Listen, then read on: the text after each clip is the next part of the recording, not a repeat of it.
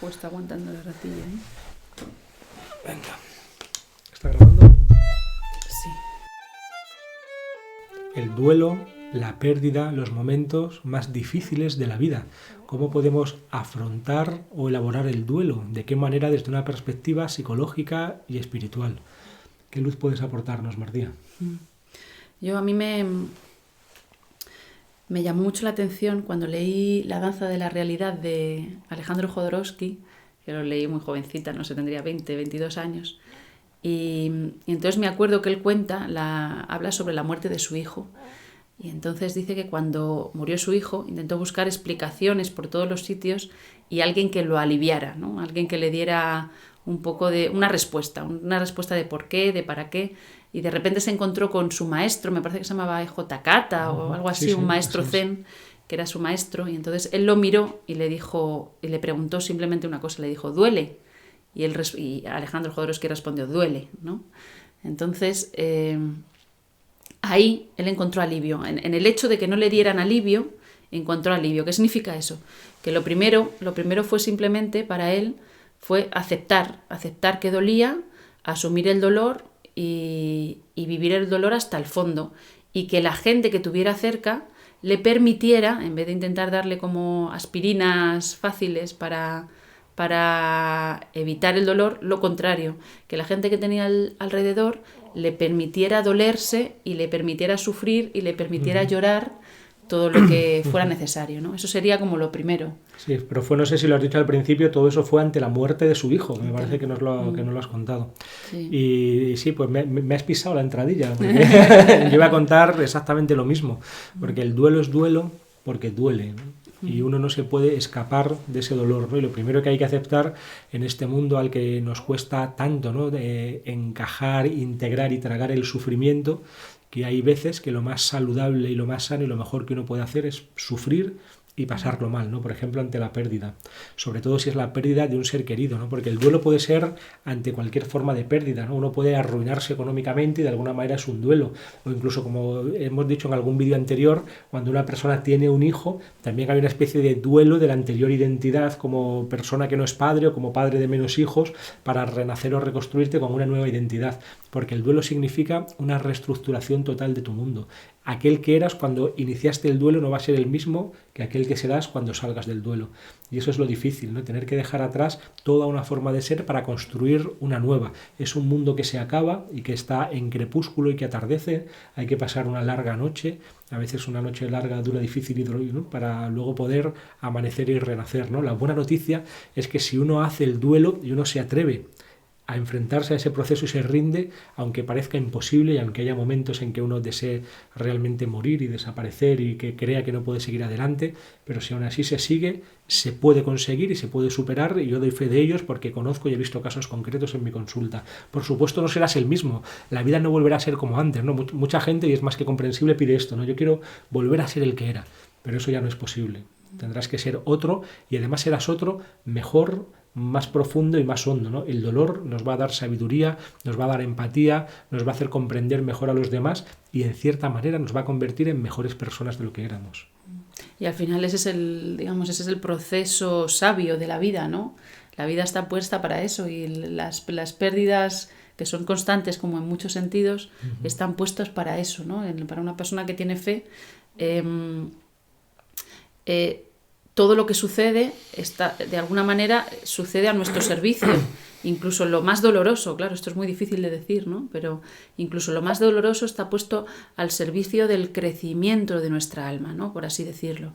Entonces, hay que entrar como hasta el fondo en todo lo que nos presente la vida para poder conectar con esto, pero siempre es necesario primero pasar por el dolor, pero vivir el dolor a fondo, en vez de intentar. Pues veo mucha gente también que cuando hay un proceso de duelo intentan, en otra persona, lo que intentan es distraerlo, ¿no? Vámonos a tomar algo, vamos a sacarle para que no sé qué. Pero es que hay veces que la distracción no ayuda, sino que entorpece el camino, ¿no? Hay que entrar a fondo en todo lo que nos trae la vida.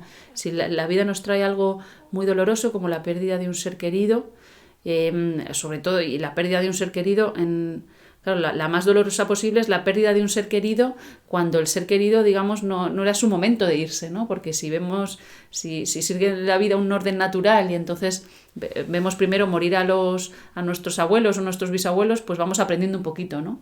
Y así se produce de manera como escalonada, ¿no? Pero cuando hay duelos sobre la muerte de un hijo, como la muerte de un hijo, o la muerte de la pareja cuando sois jóvenes, eso es brutal, eso es un golpe, un choque con la realidad brutal, ¿no? Sí, así es. Me has vuelto a pisar otra vez, porque yo también iba a comentar esto hablando de otro maestro zen al que en una ocasión le preguntaron que es una historia creo que tradicional y clásica en el ámbito del zen, que cuál era el sentido, cómo se podía vivir una vida feliz, ¿no? O una vida plena, cuál era la máxima plenitud o felicidad a la que podríamos aspirar en esta vida, ¿no?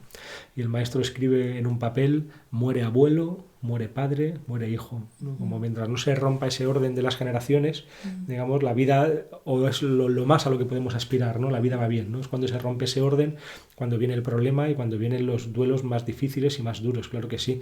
También hay que estar un poco preparados para la muerte. No podemos meterla debajo de la alfombra o mirar para otro lado o detrás de la cortina, ¿no? Porque nos asusta la sonrisa siniestra de la calavera que hay detrás, ¿no? Claro que no.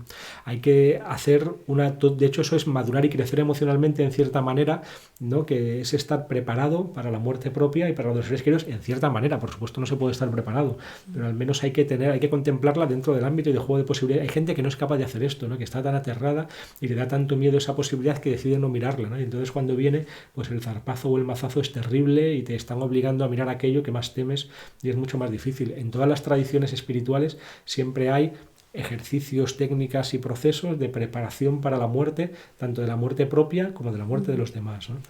Sobre todo la muerte de los padres y de los abuelos, porque hay mucha gente a la que yo he visto en terapia, ¿no? Que muere su padre con 85 años y parece que les pilla de nuevas, ¿no? Que no lo han pensado, que no se han preparado para que antes o después iba a morir el padre, ¿no? Que yo siempre les digo, caray, pues o se moría tu padre o te morías tú, que hubiera sido peor, porque hubiera sido mucho más sufrimiento para todos los implicados, ¿no? Sin embargo, la persona como que le ha pillado desencajada o desprevenida, ¿no? Cuando es ley de vida y ley natural. También es cierto que cuando aún no han muerto las generaciones, sobre todo los padres, uno no ha reflexionado de verdad sobre la muerte y en cierta manera se siente como inmortal.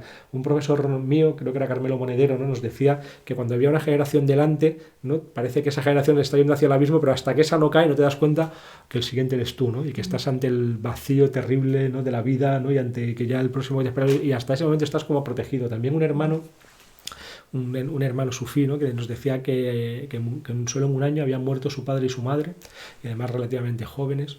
Decía que se había dado cuenta que hasta ese momento había estado metido en una especie de vaina protectora y que ahora se sentía que le habían quitado la vaina, ¿no? Y era algo como que era tan íntimo y formaba tanto parte de él desde siempre que no se había dado cuenta de que estaba ahí, ¿no? Porque de alguna manera cuando mueren los padres es cuando ya vemos que la vida va de verdad y ya estamos solos ante el mundo y ante el peligro. Eso es, y ante la pregunta que surge es ¿y cómo hacerse fuerte para cuando llega ese momento, cuando te quitan la vaina, que no se te caiga todo tu mundo, ¿no? Es decir, cómo uno se puede preparar, ¿no? Para mí la clave, ahora me contestas tú también, ¿o quieres contestarme tú primero? Venga, por favor. Para mí la clave no sería solo hacer el recuerdo de la muerte, es decir, eso de ponerte en situación, ¿no? Imaginarte muerto incluso, imaginar que se mueren tus seres queridos, no sería solo que eso viene bien, claro, hacer el recuerdo de la muerte y tener en cuenta la presencia constante de la muerte. Sí, pero eso más que para el duelo sería para el ego. Yo hago ese ejercicio a veces con pacientes que imagínate muerto, ¿qué pasaría? ¿Qué pasa al día siguiente? Todo el mundo llora, tu entierro, ¿qué pasa después? ¿Qué pasa un año después? ¿Qué pasa 10 años después? Anda, pues resulta que no importamos nada, que si ahora voy y me muero, la vida sigue igual y no pasa nada, ¿no? Claro. Sí, eso es para el ego, pero para trabajarlo a fondo también es trabajarlo para el ego, es decir, ¿en qué sentido se trabaja a fondo eso? Pues tienes que trabajar en ti la capacidad de estar más allá de tu identidad, es decir, la capacidad de cambiar cuando cambian las cosas, es decir, eso sería como la apertura espiritual en el fondo, es decir, tener apertura espiritual suficiente como para vivir fluyendo con las circunstancias. Y lo que te da fortaleza en ese sentido es no identificarte completamente con tus circunstancias. Con es decir, el dolor, sí. Aprender como a separarte un poco de eso e incluso a ver que esta vida es para otra vida. Eso sería también esencial, es decir, que esta vida no vale por sí misma, sino que esta vida tiene como un espejo o es una preparación para la otra vida. Y que de alguna manera tú vas a tener que ir muriendo a todas tus cosas, ¿no? Y si tú te preparas para ir muriendo a todas tus cosas, pues a los sueños, a tus sueños narcisistas, a tus ideas fijas sobre lo que tú eres y sobre lo que es el mundo alrededor, a tus apegos fuertes personales como que son que forman tanto parte de tu identidad que parece que si no están ya no eres tú. Si puedes ir haciendo ese trabajo y abriéndote poco a poco a ese trabajo, luego cuando llegue la muerte de un ser querido lo vivirás con mucho dolor. O sea, no significa que el dolor sea menos, el dolor puede ser incluso más, lo vivirás con un dolor muy fuerte, pero lo vivirás también con un sentido que llenará ese dolor de amor, por así decirlo, ¿no? Que no será un dolor desconsolado, como quien se cae en el vacío y entonces en el vacío aparece la nada y ya está, ¿no? Sino será un dolor con consuelo, es decir, será un dolor con amor. La vida entera humana, como tú lo estás presentando, es puro duelo, porque antes o después vamos perdiéndolo todo, e incluso nuestras capacidades físicas, y llegamos a la vejez, lo normal es llegar con achaques, hay que hacer un duelo por la salud, pero esto no solamente pasa al final. En otro ejercicio que hago yo con mis pacientes vamos viendo cuáles son las fases o etapas de la vida de esa persona y cómo cada vez hay que hacer un duelo. Hay gente que no ha hecho, por ejemplo, el duelo por la infancia perdida, e incluso por el cuerpo de la infancia, por las sensaciones placenteras y positivas que tenía siendo un niño o siendo un adolescente, que ahora como adulto ya no tiene o son de otra manera.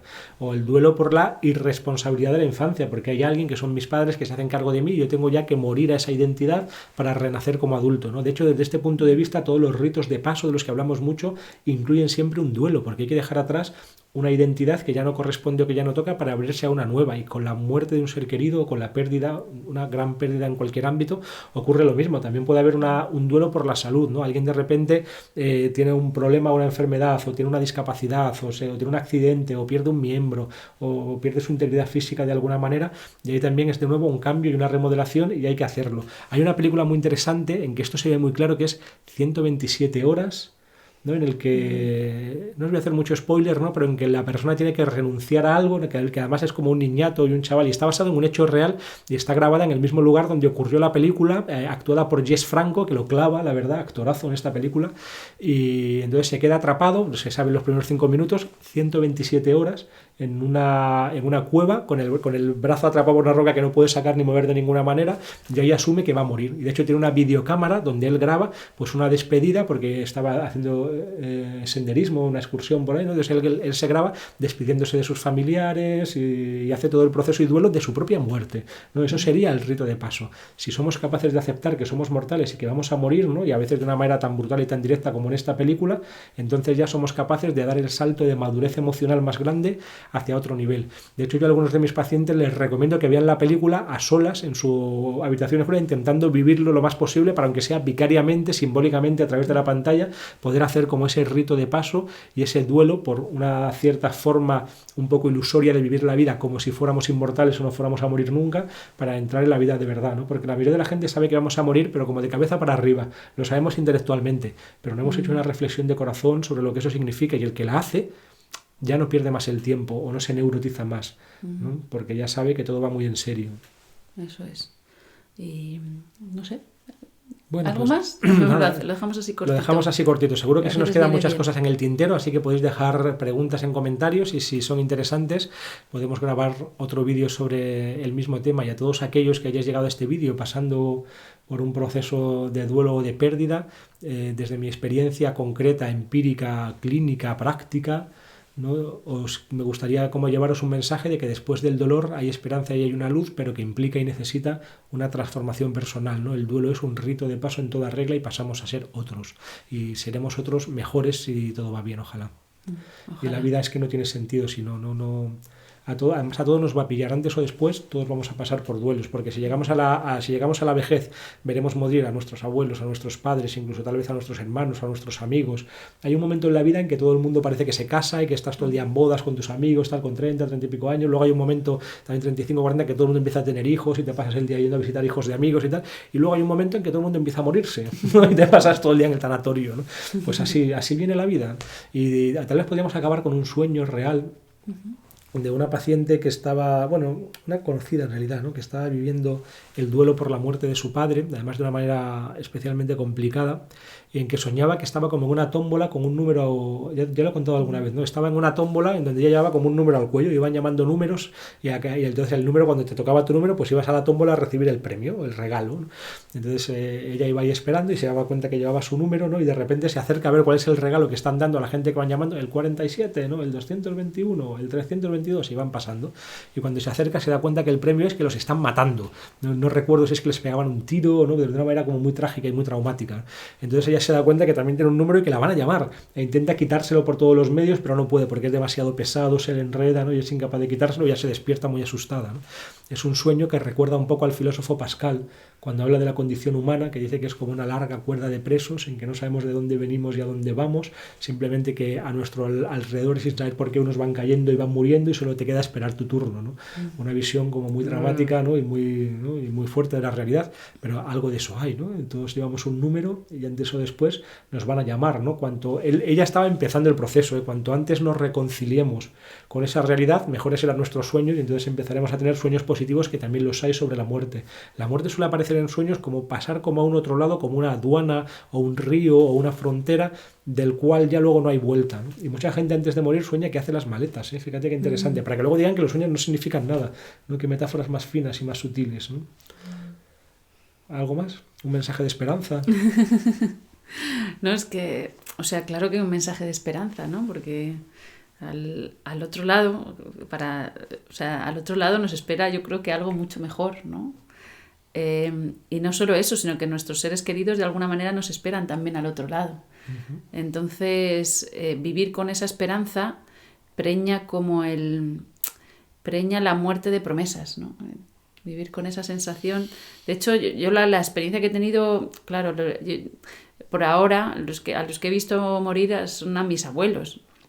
Y yo he tenido como experiencias he sentido su ayuda después de muertos. He sentido no solo que alrededor de su muerte pasaban muchas cosas significativas y amorosas, sino que he sentido que también que me protegían al otro lado, ¿no? Que seguían presentes, que no era simplemente se habían lanzado por el acantilado y les decías adiós y ya está, ¿no? Sino que había algo más. Lo que pasa que es algo que está en el mundo invisible, ¿no? Uh-huh. Se dan muchas veces sueños de duelo también, que se me ha olvidado decirlo, en que uno se va encontrando, con permiso de Nuria, acabamos, en que uno se va encontrando como con el ser que ha desaparecido y poco a poco va dialogando con él, convenciéndole o a veces convenciéndose a sí mismo de que está muerto, ¿no? Hasta que al final ya suele haber un sueño de despedida que suele ser muy emotivo, ¿no? Y luego esa persona sigue apareciendo en sueños y que hay personas que interpretan, nunca está muy claro, ¿no? Si hay una conexión real con ese alma post-mortem o si realmente es simplemente un símbolo de mi inconsciente o ambas cosas a la vez.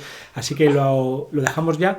Si lo que os ha dicho Marta os parece una locura, os animo a que investiguéis científicamente en el ámbito de la tanatología. Tenemos un vídeo que, si lo sé, lo pondré por aquí, en el que hablamos sobre el tema y toda la cantidad de estudios científicos y muy serios que hay, toda la información que hay en la literatura sobre experiencias cercanas a la muerte y el ámbito parecido, porque realmente es muy esperanzador. Y conozco algún caso de personas que han sido capaces de afrontar el duelo y la pérdida de esta manera, ¿no? Desde un estudio científico serio y sin prejuicios de qué es lo que hay después de la muerte, porque aunque parezca increíble para una mentalidad materialista estrecha, hay mucha información a ese respecto, válida, seria y rigurosa.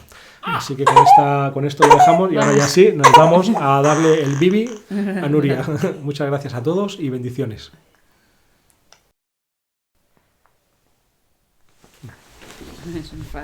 Voy a darle de comer, ¿vale? 12:50.